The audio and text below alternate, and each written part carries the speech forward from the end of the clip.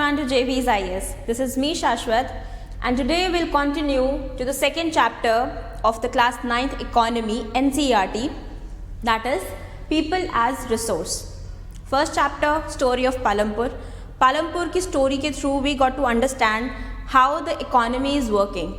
Production organization क्या है, production factors क्या है, then the working, then the non-farming activities we studied about. First chapter, basic concept clear. Next is the people as resource. अब उसी में जब हम production की बात कर रहे थे, we also talked about that human resource is required. Human resource means your knowledge is required in the production activities. So next chapter, people as resource पे ही है that how this human or this people becomes the resources. कैसे resource की तरह we can utilize them. तो resource कब चीज़ मानी जाती है, जब कोई चीज़ हमारे लिए यूज़फुल की होगी तभी हम उसे रिसोर्स बोलेंगे कि हमारे लिए ये रिसोर्स है. तो how the human will become resource depending on their knowledge, depending on their skills. तो will talk about these things only in this chapter. Introduction क्या कहता है यहाँ पे, people as resource is a way of referring to a country's working people in terms of their existing productive skills and the knowledge. Abilities का मतलब ही है कि knowledge. आप में किसी चीज़ की knowledge है, then you are able to do that work. You have particular skills, तभी आप ये वाला काम कर सकते हो. That means you are a resource. You are a human resource. Population is also considered as a human resource. ये same चीज़ पॉपुलेशन को हम ह्यूमन रिसोर्स मानते हैं because population is educated and education means आप में स्किल्स है, you can work and work करने के बाद you can earn, you can contribute to the economy.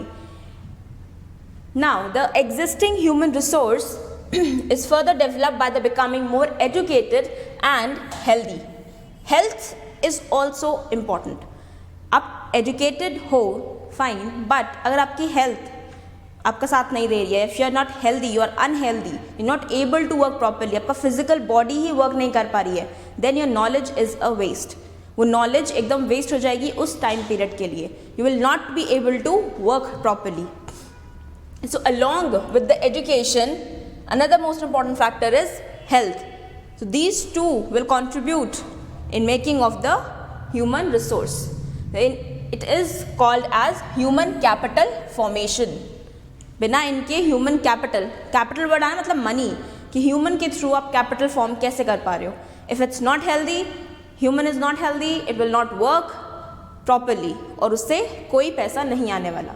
So investment in human capital through education, training, medical care, health etcetera yields a return just like investment in the physical capital. Physical capital में जहाँ हम raw material में invest कर रहे हैं, same thing we have to invest in the human capital as well for more production, for more economy. Human capital is superior to other resources like land and physical capital. Total productivity adds to the growth of economy. Investment in human resources via education or medical care can give high rates to return in the future. Simple meaning that okay, I'm a human, I have hands, I have legs, I can work. I can work according to the skills. If I don't have skills, if I'm not educated, I'm waste as a human. मैं काम नहीं कर सकती. So if I'm waste as a human, then I'm a liability for my country. I'm not an asset for my country. So asset liability अभी आगे 2 minute बाद अभी term समझाते हैं asset and liability क्या होती है. So दिस थिंग, जब टोटल प्रोडक्टिविटी की बात हो रही है, जब हम पिछले चैप्टर में अभी हमने पढ़ा कि what are production factors, what are the organisation, what are the factors of this production. So productivity, अब प्रोडक्शन करना है तो उसकी प्रोडक्टिविटी कैसे इंक्रीज होगी. हमने लैंड में प्रोडक्टिविटी देख ली थी कि हम लैंड, अगर छोटी सी ही लैंड है तो हमें कैसे उसमें प्रोडक्टिविटी को इंक्रीज करवाना है. We saw that in the previous chapter. But how we can increase the productivity on the basis of human. तो ह्यूमन को मोर एजुकेट करके, मोर उसे स्किल्स प्रोवाइड करके, मोर ट्रेनिंग प्रोवाइड करके and taking care of the health as well. Because कितनी भी education देने के बाद if the person is not healthy, it will not be able to work properly. Same thing, तो total productivity adds to the growth of economy. And economy की growth मतलब in turn country की growth. Okay, so in turn क्या बन गया हमारा human? As a resource. हमारा human क्या बन गया? अ रिसोर्स, और we can say capital formation. Now अब जब इकोनॉमी की बात चल रही है, economic activities by men and women, वो तो टर्म दिया हुआ है, वो तो एक टाइटल है कि by men and women, but economic activities, अब एक्टिविटीज़ होती हैं बहुत सारी. इनिशियली चैप्टर में भी जब फर्स्ट चैप्टर पढ़ाया था, देन ऑल्सो आई स्टेटेड कि apart from this farming activity we have other activities as well, जिसमें हम नाम आएंगे प्राइमरी, सेकेंडरी एंड टर्शरी का.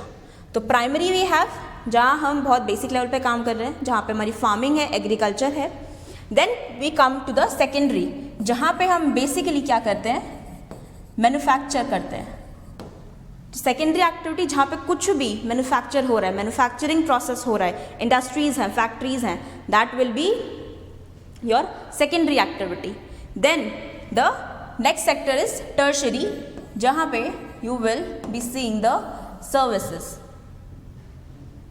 The services provided by particular, or we can say by particular section of the people or the department, that is known as tertiary sector. तो tertiary activities वो हैं जो service provide कर रही है. Yes, I very well agree कि ये बहुत चीज़ basic चल रही है, but these basic concepts only will build the foundation for the advance. कि आप जब जाके advance book पढ़ोगे, advance concept पढ़ोगे, you should be clear, you should be through with this basic concepts. So primary, your main activity, your we can say raw activity, farming है, raw materials are getting formed. उन raw materials को use करके what we are manufacturing, एक दूसरा ही product हम बना रहे हैं, that will be your secondary activity. And then the tertiary activity, the service. तो एक बार read कर लेते हैं. Primary sector includes the activity in economy, agriculture, forestry, animal husbandry, fishing, poultry farming, mining, quarrying, these things means बहुत primary. इस मतलब कुछ बना नहीं रहे हम, एक्सट्रैक्ट कर रहे हैं बेसिकली नेचर से, योर नेचुरल रिसोर्सेज से. फॉरेस्ट्री हो गया, animal husbandry, animals, the nature. Animal आप बना नहीं पाओगे, एनिमल है ऑलरेडी, आप उसे बस क्या कर रहे हो? आप उसकी रेयरिंग कर रहे हो, उन्हें पाल रहे हो, डोमेस्टिकेट कर रहे हो, उन्हें किसी चीज़ के लिए यूज़ कर रहे हो. Then you have agriculture, land है आपके पास, नेचुरल रिसोर्स है. सीड्स यू हैव, आप उस पर क्रॉपिंग कर रहे हो. So what is that? These all are very primary activities, बहुत बेसिक एक्टिविटीज़ आप कर रहे हो. Then you have poultry farming, you have fishing. Poultry farming means you are rearing hens for eggs.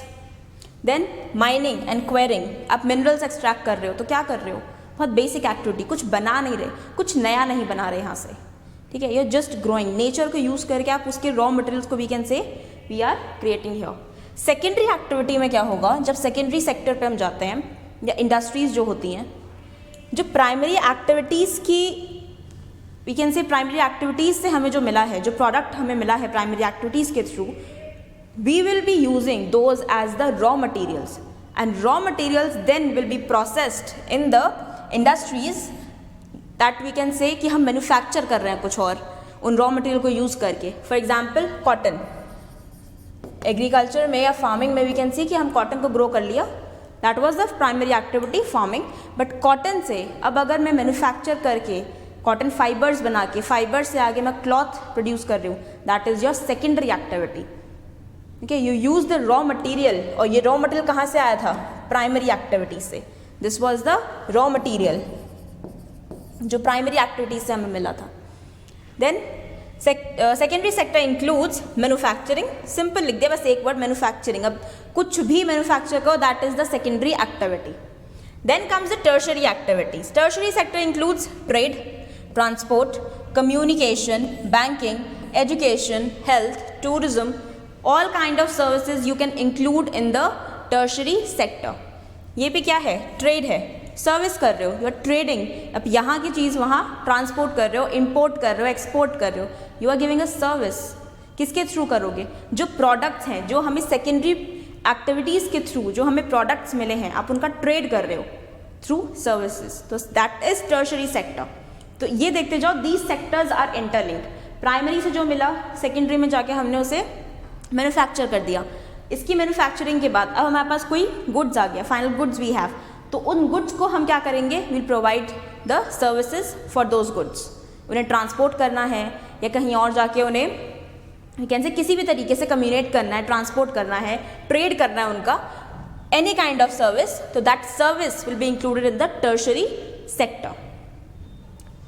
अब अपार्ट फ्रॉम दीज थिंग्स, इसके अलावा what we have, ये सारी इकोनॉमिक एक्टिविटीज़ हैं. अब इकोनॉमिक एक्टिविटीज़ में ही इतना क्लियर हो गया होगा hopefully that the basic things कि स्टार्टिंग में क्या बताया, दैट ह्यूमन को हम एज अ कैपिटल कैसे यूज़ कर सकते हैं या फिर ह्यूमन को एज अ रिसोर्स हम कैसे यूज़ कर सकते हैं, by increasing his education and skills and giving the training. उसे ट्रेन करो, जितना उसे आप एबल बना पाओगे, जितना आप उसे पढ़ा लिखा पाओगे, जितना सिखा पाओगे, उतना ही वो आपका एज अ रिसोर्स वर्क करेगा. सेकेंड थिंग हमने क्या पढ़ लिया, the sectors, primary sector, secondary, then tertiary. Primary में the basic activities are going on, secondary में the manufacturing activities is going on, and tertiary में योर सर्विस एक्टिविटीज और services is going on. अब इसके बाद क्या है, योर इकोनॉमिक एक्टिविटीज. ठीक है, हमने ये पढ़ लिया ऊपर कि ये सब पार्ट्स होते हैं sectors wise, but economic activities have two parts. Market activities होती हैं कुछ, और कुछ नॉन मार्केट एक्टिविटीज होती हैं. ब्रॉडली क्लासिफिकेशन, नाम से समझ में आएगा, मार्केट एक्टिविटीज़ और नॉन मार्केट. नॉन मार्केट से मतलब क्या समझ में आ रहा है, मार्केट में जाना ही नहीं है.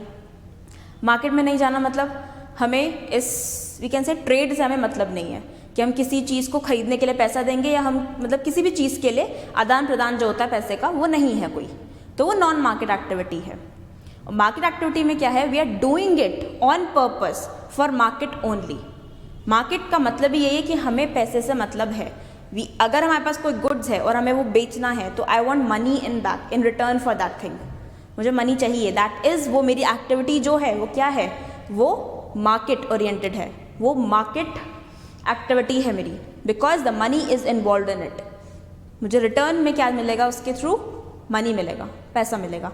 बट अगर मैं कोई भी काम ऐसा कर रही हूँ जिसके थ्रू मुझे कोई मनी नहीं मिलेगा, या फिर वी कैन से मुझे कोई ऐसा कुछ रिटर्न में कुछ मिलना ही नहीं है, बल्कि कोई ऐसा ट्रेड वर्क नहीं है, कुछ और नहीं है, तो that will be the non market activities. अपने लिए करते हैं, अपने लिए, चाहे सेल्फ सेटिस्फैक्शन के लिए करें, चाहे सेल्फ इंप्रूवमेंट के लिए करें, किसी भी चीज़ के लिए करें, बेसिकली सेल्फ के लिए होती है नॉन मार्केट एक्टिविटीज़. और मार्केट एक्टिविटीज़ सबके लिए, लाइक आप ही जा रहे हो गुड्स बेचने, बट वो गुड्स पहुँचेंगे तो सबके पास, तो it's on the market level. Market activities involve remuneration to anyone who performs. See this line, remuneration to anyone who performs. Market में जो भी जाएगा किसी भी चीज़ के लिए, आप कुछ भी कर रहे हो वहाँ पे, उसका आपका किसी ना किसी तरीके से रेम्यूनरेशन होगा, किसी ना किसी तरीके से आपको रेम्यूनरेट किया जाएगा, मनी बेसिस पे, किसी और बेसिस पे. So that is your market activity. Example क्या लिखा हुआ है यहाँ पे, एक्टिविटीज़ परफॉर्म फॉर अ पे और द प्रॉफिट. आगे बात, प्रॉफिट मतलब पैसा, तो जब पैसे की बात आ रही है, प्रॉफिट की बात आ रही है, we are talking about market activities. But इसी के अपार्ट अगर हम दूर आ जाए, non market activities that are for self only, हमारे लिए है बस, मतलब नहीं है पैसा मिले चाहे ना मिले. Activities, non market activities are production for self consumption, self consumption के लिए. These can be consumption and the process of primary product and own account production और ऑफ द फिक्स्ड एसेट्स. मतलब अपने लिए है, हम किसी और के लिए कुछ नहीं कर रहे, इसमें से कोई प्रॉफिट नहीं हो रहा, मुझे किसी भी चीज़ का कुछ भी नहीं है. That will be the non market activities. इसका डिफरेंस नेक्स्ट स्लाइड में ज़्यादा अच्छे समझ में आएगा. These things. अब एक चीज़ पहले, असेट और लाइबिलिटी वर्ड को समझ लो, दैट असेट क्या होता है एंड लाइबिलिटी क्या होती है. बिकॉज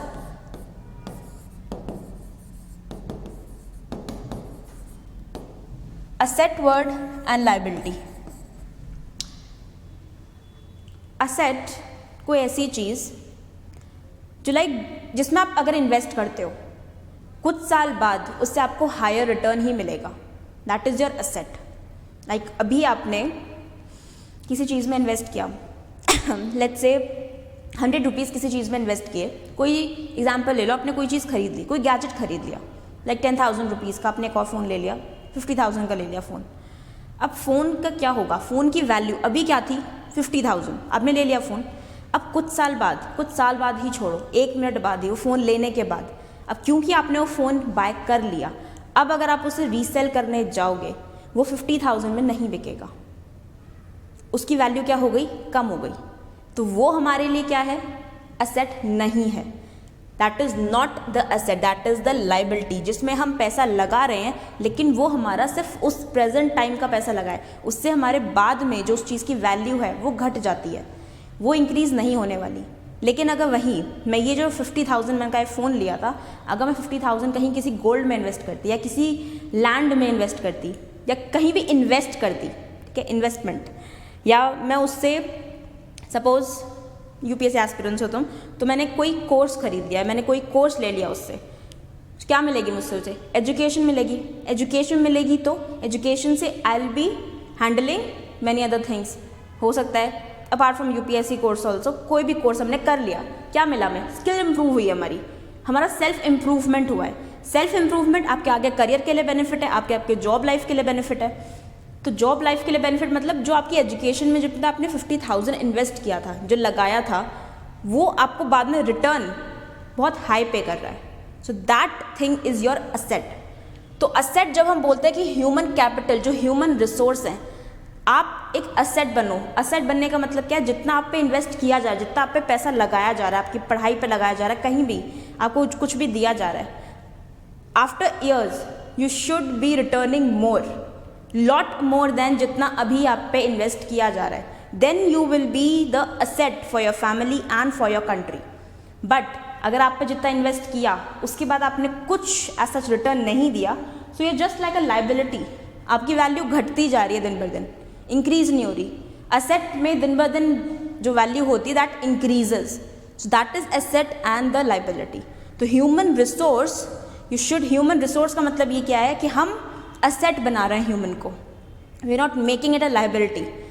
अगर हिंदी में बोलो लाइबिलिटी, अगर तुम ह्यूमन एज अ लाइबिलिटी बन जाओगे मतलब धरती पे बोझ बन जाओगे। तो धरती पे बोझ नहीं बनना, कुछ करो जनता के लिए, कुछ करो अपने देश के लिए, यू बिकम द एसेट। तो अब इसका डिफरेंस देखो यहाँ पे, market activities and non market activities.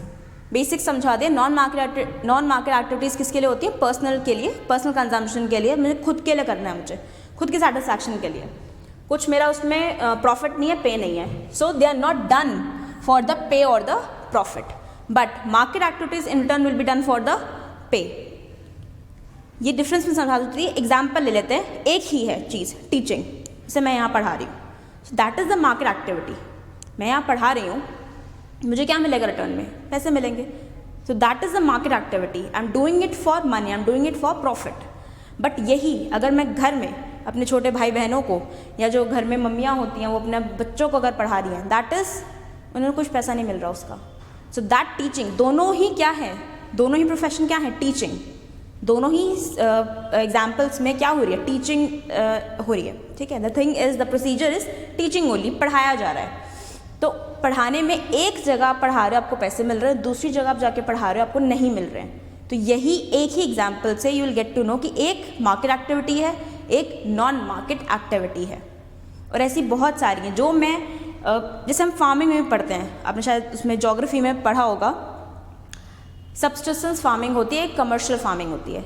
तो कमर्शियल फार्मिंग जब हम अपने पर्सनल के लिए कर रहे हैं तो मेरी सब्सिस्टेंस फार्मिंग है, वो तो मेरी पर्सनल के लिए है ना, मैं ज़्यादा कहीं मुझे सेल आउट नहीं करना है, मेरे पर्सनल फैमिली के लिए ही है, फैमिली ही उसमें मेरी सस्टेन हो पाएगी।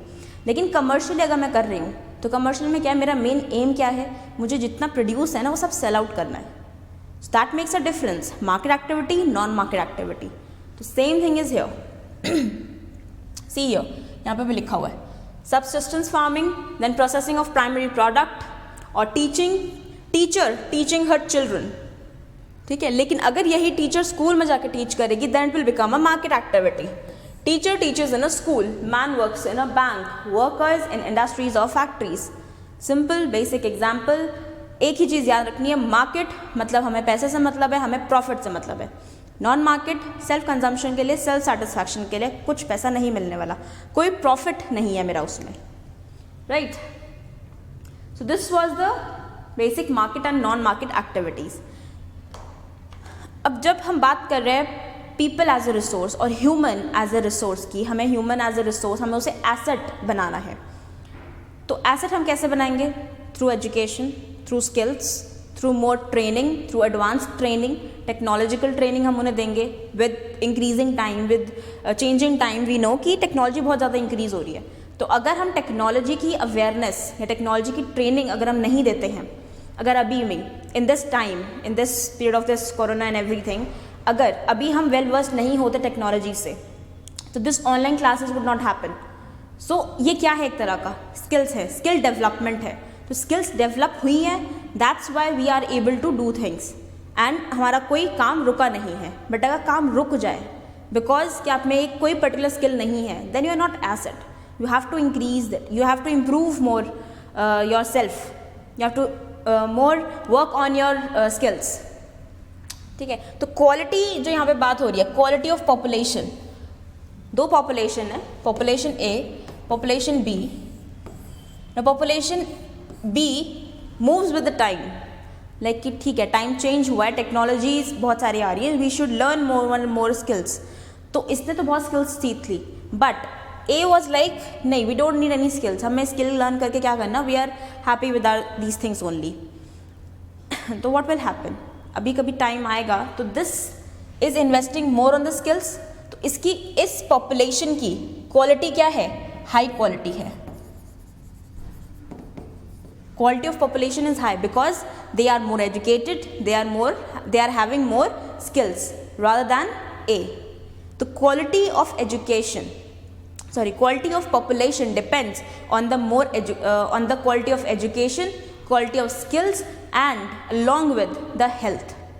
कि आपकी हेल्थ कैसी है, लाइफ कितनी जी पा रहे हो. ऐसा तो नहीं है कि बिल्कुल ही हेल्थ जो आपकी पॉपुलेशन की जो हेल्थ है दैट इज़ वेरी लो और कुछ टाइम बाद ही the people use to die और they get caught with the infection और उनकी लाइफ एक्सपेक्टेंसी ही नहीं है ज़्यादा.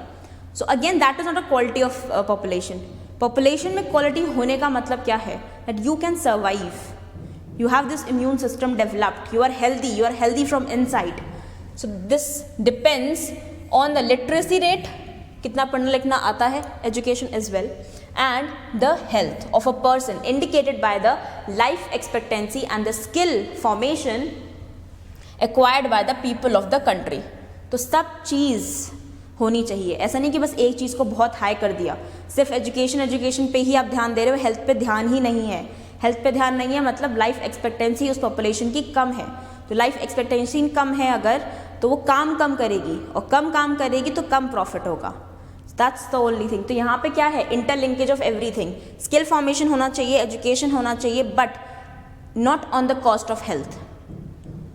So it ultimately decides the growth rate of country and a literate and a healthy population were an asset. तो asset जो word आया मतलब बता दिया मैंने, एसेट.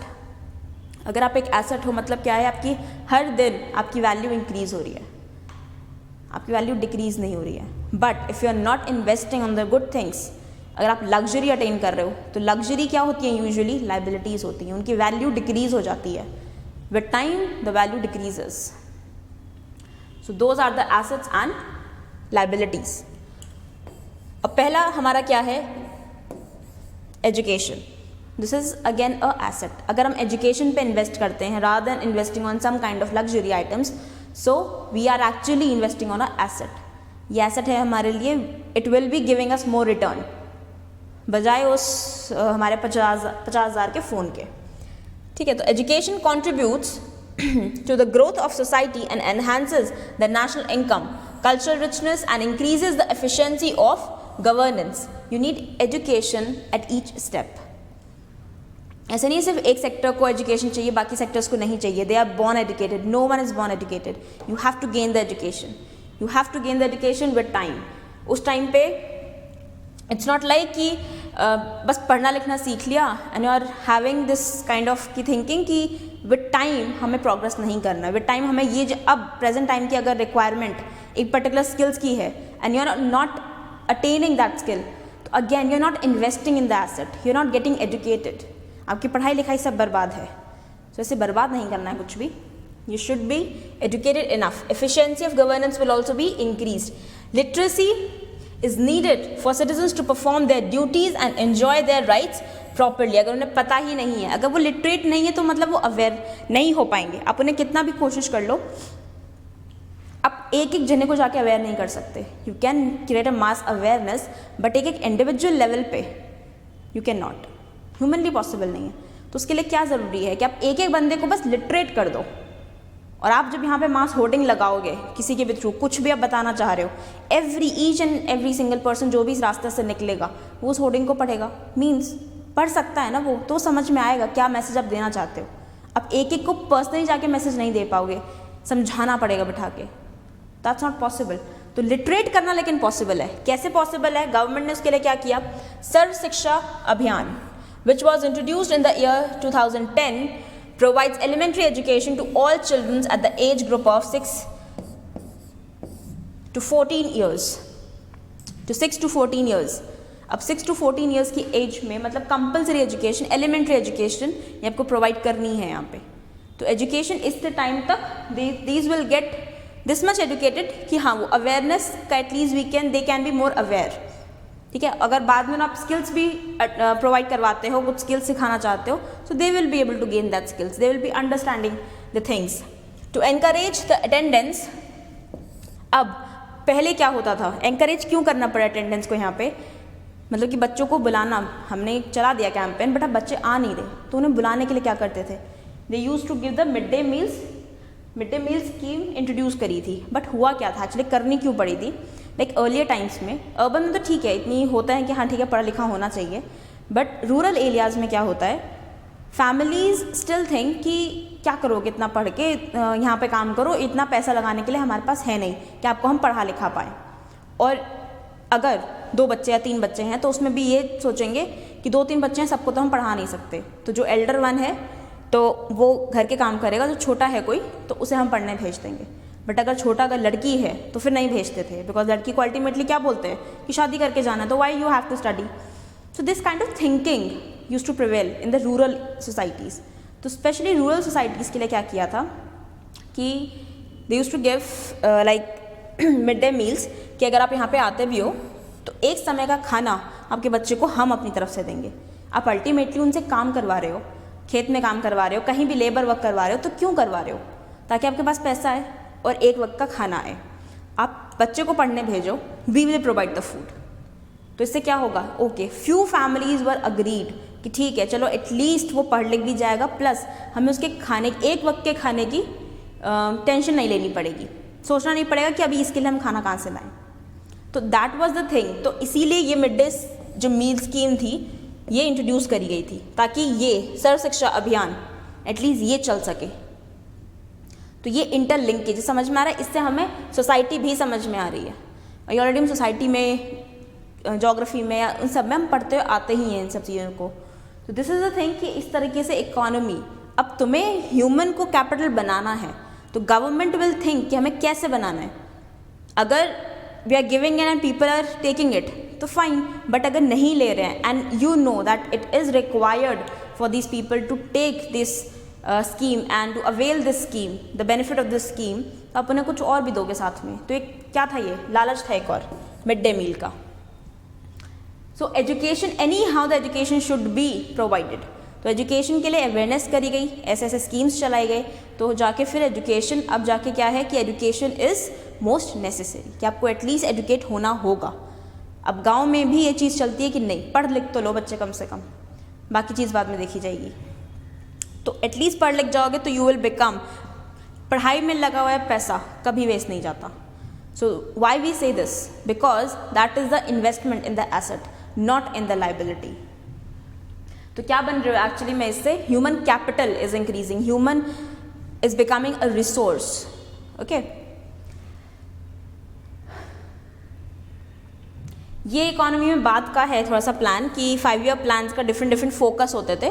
तो यहाँ पे एक बस लाइन लिखा हुआ है एनसीईआरटी में, that 12th plan focused on increasing access, quality, adoption and the states specific curriculum modification, vocationalisation and networking on the use of information technology, distance education.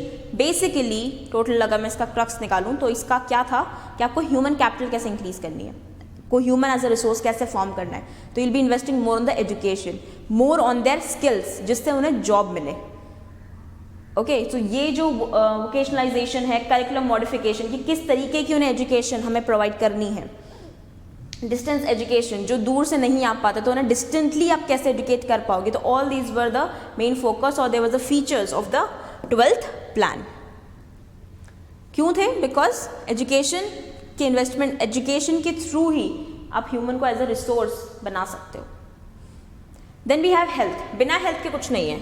आपने एजुकेशन दे दी but the population is not healthy, तो उस education से वो कुछ नहीं कर सकती, बिकॉज उसके हाथ पैर नहीं चल रहे, वो इतनी हेल्दी ही नहीं है, उसकी फिजिकल बॉडी ही वर्क करने के लायक नहीं है। तो next you have to, the government have to focus on the health part, health sector. The health status of the population has been the priority of the country. Why? Because जितना investment हम उनके education पे या किसी भी चीज़ पे कर रहे हैं, तो वो रिटर्न में हमें कुछ मिलना चाहिए। और रिटर्न में कब मिलेगा? जब वो हेल्दी होंगे, when they are working properly. The national policy too aimed at improving the accessibility of healthcare, family welfare and nutritional services, especially for the underprivileged segment of the population.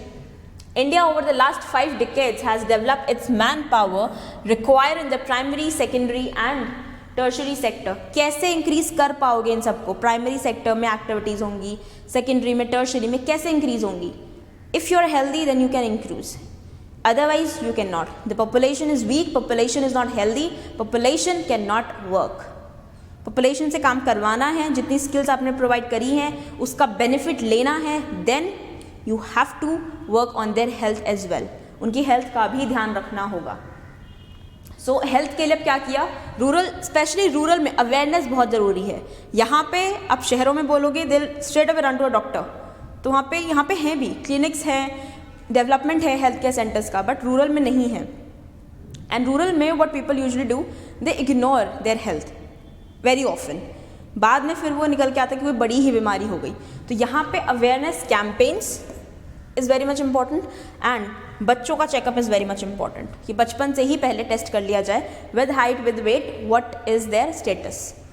So these were again the steps taken by the government for the development of health sector. अब ये सब जो हम ध्यान कर रहे हैं, तो इसके बाद क्या आता है? किस लिए पढ़ रहे थे? किस लिए हेल्थ पे ध्यान दिया? जॉब करने के लिए। अब बड़े हुए, जब सब चीज़ कर ली, जॉब ही नहीं है, अनएम्प्लॉयमेंट। तो अनएम्प्लॉयमेंट के भी वी कैन से अलग टाइप्स हैं कि क्यों हमें अनएम्प्लॉयमेंट नहीं, क्यों हमें एम्प्लॉयमेंट नहीं मिली। ठीक है, अब ये नहीं है, अनएम्प्लॉयमेंट वर्ड सिर्फ इतना है कि जॉब नहीं है, तो रीज़न भी होता है कोई जॉब के पीछे कि आपके पास अगर जॉब नहीं है तो क्यों नहीं है।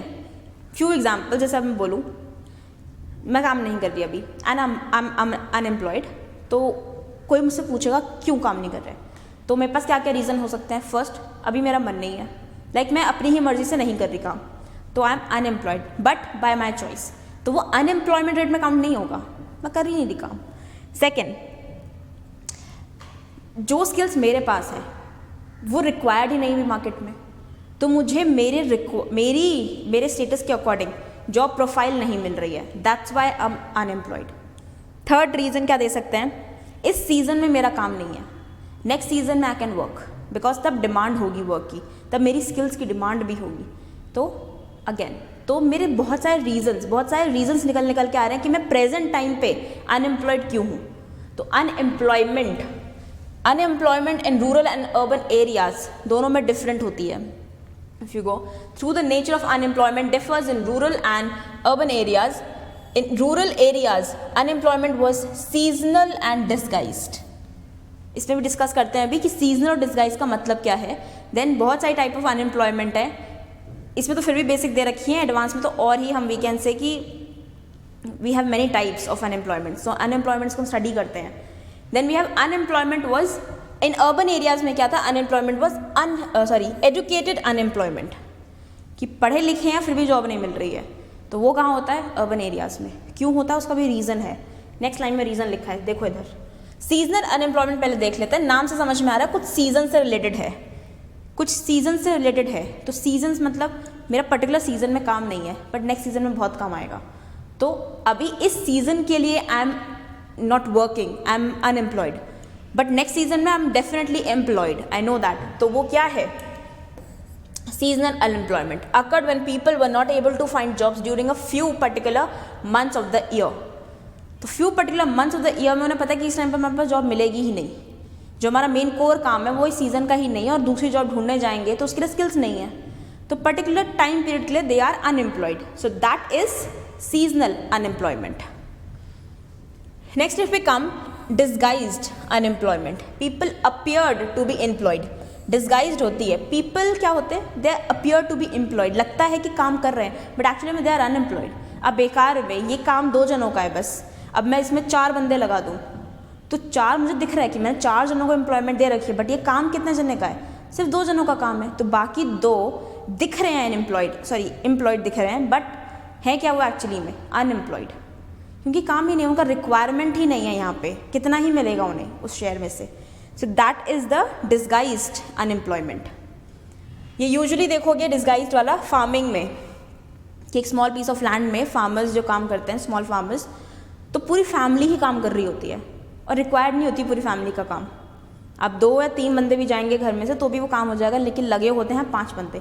दे are just reducing the time, but वो दिख रहा है कि ठीक है आप सब लोग काम कर रहे हो, you all are employed, but आप जो 2 एक्स्ट्रा बंदे लगे हो ना यहाँ पे, टाइम भले ही कम हो गया, जल्दी काम हो गया, बट उससे आपका कोई फ़ायदा नहीं हुआ. प्रोडक्ट प्रोड्यूस तो उतना ही था ना, फार्म में प्रोड्यूस तो उतना ही था, उससे मनी तो उतना ही आने वाला है. अगर आप दोनों के पास कुछ और स्किल होती, कहीं और लगाते या कोई और लैंड होती तो प्रोड्यूस बढ़ता और उस प्रोडक्शन इंक्रीज हुआ था उससे क्या आता, मोर मनी आता. बट यहाँ पे क्या है, आप एक ही लैंड पे जहाँ पे 3 जनों का काम है वहाँ पे आप 5 जने काम कर रहे हो, तो बाकी 2 क्या है, दिख तो रहे हैं एम्प्लॉयड बट एक्चुअल में दे आर अनएम्प्लॉयड, तो वो है disguised unemployment. Then in urban areas में क्या बात करी हमने, एडुकेटेड अनएम्प्लॉयमेंट, कॉमन फिनोमेना. कैसे, unemployment leads to the wastage of manpower resource, tends to increase economic overload, has a detrimental impact on the overall growth of the economy. मतलब education है मेरे पास urban areas में जो होती है usually, कि education है बट जो एजुकेशन है ना मेरे पास उसके अकॉर्डिंग मेरे पास एम्प्लॉयमेंट नहीं है, तो I am educated unemployed. That usually we can see in the urban areas. तो अर्बन एरियाज़ में, रूरल एरियाज़ में अनएम्प्लॉयमेंट का नेचर डिफरेंट है. एंड इसके अलावा वी हैव कि यहाँ पे जो रेट है that will also be differ. अब अनएम्प्लॉयमेंट से होता क्या है, it's just a wastage of man power resource. जितना आपने इन्वेस्ट किया, जो हम बात कर रहे थे कि आप एसेट बनाने की बात कर रहे हो, बट एक्चुअल में अनएम्प्लॉयमेंट से क्या बन रहे हो, लाइबिलिटी बने फिर हैं सारे, वेस्ट ही हुआ है, तरह से रिटर्न तो आ नहीं रहा किसी का भी, अनएम्प्लॉयड है क्योंकि. So just tends to increase economic overload and has a detrimental impact on the overall growth of the economy.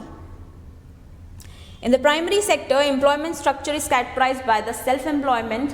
Agriculture is the most labor-absorbing sector of the economy. और यहीं पे हमें देखने को usually मिल जाता है जो हम बोलते हैं disguised unemployment. In cases of the tertiary sector, various new services are now appearing. Biotechnology, information technology, यहाँ सबसे मतलब इनमें जो एग्रीकल्चर में या फिर टर्शरी सेक्टर में, सेकेंडरी सेक्टर में जो थोड़ी बहुत इम्प्रूवमेंट्स हुई हैं, तो उसके थ्रू क्या हो रहा है, थोड़ा बहुत एम्प्लॉयमेंट भी इंक्रीज हो रही है. ठीक है, बट अगर जब इनिशियली क्या होता है, अगर लेबर काम कर रही है, अब लेबर की जगह मशीन ले आओ, तो अगर 10 लेबर को लग रहा था, एक्चुअल में 10 लेबर लगती है अगर वो एक काम करने पे, आप मशीन ले आए, तो मशीन में क्या होगा, वो 10 लेबर को रिमूव कर देगी. वहाँ पे सिर्फ अब 5 लेबर रिक्वायर्ड है, वो भी 5 किस लिए, मशीन को ऑपरेट करने के लिए. तो बाकी 5 को आपने क्या कर दिया, अनएम्प्लॉयड कर दिया. इनिशियली क्या होता था इनकी वजह से, there has been decline in the dependence on population on the agriculture. Primary sector में क्या हुआ, मशीन्स आ गई तो डिपेंडेंस कम हो गई पॉपुलेशन पे, मशीन्स आने लगी थी. चलो इसके अलावा ये है कुछ एग्जाम्पल अलग से जो बताए हैं, एग्जाम्पल के थ्रू समझो. इसमें ये भी अनएम्प्लॉयमेंट ही है, structural unemployment, frictional and cyclical.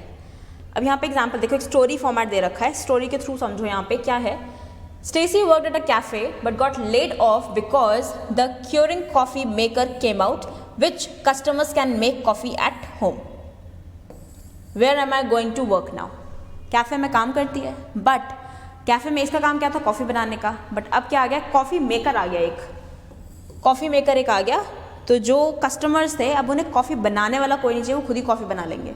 तो स्ट्रक्चरल, अब रिक्वायरमेंट ही नहीं है, इस पर्टिकुलर एबिलिटी की रिक्वायरमेंट नहीं है, so that thing will be the structural unemployment. ठीक है, इस पर्टिकुलर स्किल की रिक्वायरमेंट ही नहीं है सिस्टम में, फिर वी कैन से ऑर्गेनाइजेशन में रिक्वायरमेंट ही नहीं है। आप अच्छे हो, कर सकते हो काम, स्किल्स हैं आपके पास, लेकिन उसकी रिक्वायरमेंट ही नहीं है, so that will be the structural unemployment. Then comes frictional. Frictional बहुत ईजी है समझना। अब दो जॉब्स के बीच में जब स्विच करते हो, आपने एक जॉब छोड़ दी, अब अभी खाली हो, दूसरी जॉब ढूंढ रहे हो, तो वो जो टाइम पीरियड है बीच का, जो जॉब स्विच करने वाला जो टाइम पीरियड होता है बीच का, जब आप खाली बैठे हो, that is the frictional unemployment. After Stacey left her job with disappointment, she was searching for an easy job to work at. तो सर्च कर रही थी, उस टाइम पीरियड में क्या थी, वो खाली थी, तो क्या है, फ्रिक्शनल अनएम्प्लॉयड है, फ्रिक्शनल अनएम्प्लॉयमेंट चल रही है। Next cyclical. साइक्लिकल में क्या है, स्टोरी समझो यहाँ पे, ये दूसरी जगह काम करने लगती है।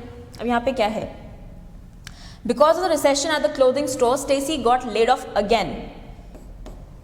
यहाँ पे क्या है, एक जो रिसेशन आया, मतलब अब इकोनॉमी नीचे जा रही है, इकोनॉमी अगर डाउनफॉल कर रही है तो आपके पास क्या होगा, आपका जैसे सपोज ये है गारमेंट शॉप है, गारमेंट्स बिक ही नहीं रहे, लोगों के पास पैसा ही नहीं है खरीदने के लिए, तो यहाँ पे क्या होगा, जितने भी यहाँ पे एम्प्लॉयड होंगे, जितने भी यहाँ पे वर्कर्स काम कर रहे होंगे, उनकी सैलरी नहीं निकल पाएगी। तो सैलरी ही नहीं दे पाओगे तो क्या करोगे, आधे वर्कर्स को बाहर निकाल दोगे कि नहीं भैया आपको सैलरी नहीं पे कर सकते, आप निकल जाओ बाहर।